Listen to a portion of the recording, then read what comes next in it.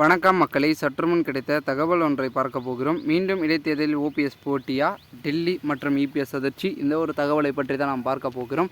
தகவலை பார்ப்பதற்கு முன்னதாக நீங்கள் நம்மளுடைய சேனலுக்கு புதிய பார்வையாளர்களாக இருந்தீர்கள் என்றால் மறக்காமல் நம்மளுடைய சேனலை சப்ஸ்கிரைப் செய்து வைத்துக் கொள்ளுங்கள் மக்களை.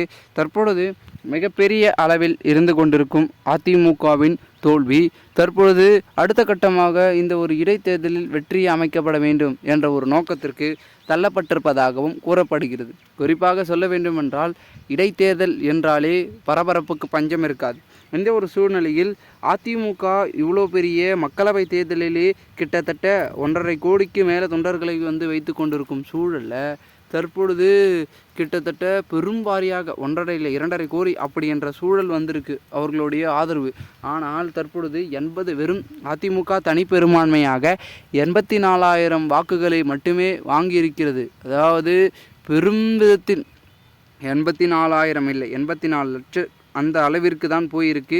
மற்றபடிக்கு பெருசாக வரவில்லை. ஆனால் நம்மளுடைய பெரும் விதத்தில் சொல்லக்கூடிய முக்கிய அங்கமாக இருக்கக்கூடிய தேமுதிகவில் அப்படி ஒன்று வந்தது. ஆனால் அது 1 கோடி என்ற ஒரு சூழல் அதிமுகவுக்கு மிகவும் குறைவு என்றே தான் நாம் கூறலாம். இந்த ஒரு சமயத்தில் தற்பொழுது பெரும்பாலான இடங்களில் அதிமுக பின்னடைவை சந்திக்கும் சூழ்நிலையில் அதற்கு காரணம் அதிமுகவில் பெரிய தலைவர்கள் யாரும் இல்லை. பெரிய தலைகள், அதாவது அங்கங்கே ஆதரவு குறையக்கூடிய தலைவர்கள் அங்கு யாரும் இல்லை என்பதுதான் ஒரு யதார்த்தமாக பார்க்கப்படுகிறது.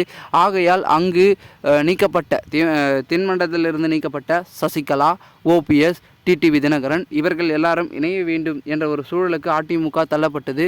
அதிலும் குறிப்பாக நம்மளுடைய முக்கிய அங்கமாக இருக்கக்கூடிய அதிமுக கட்சி பெரும் விதத்தில் வெற்றியை பெற தற்பொழுது களத்தில் இறங்கியிருக்கிறது. என்னவென்றால் தற்பொழுது ஓபிஎஸ் அவர்கள் பார்த்திங்கன்னா இதே போன்று தான் பார்த்திங்கன்னா கருத்து வேறுபாடுகள் இருந்துச்சு. அப்போ என்ன பண்ணாருன்னா, நம்மளுடைய ஈரோடு கிழக்கு தேர்தல் வந்தது.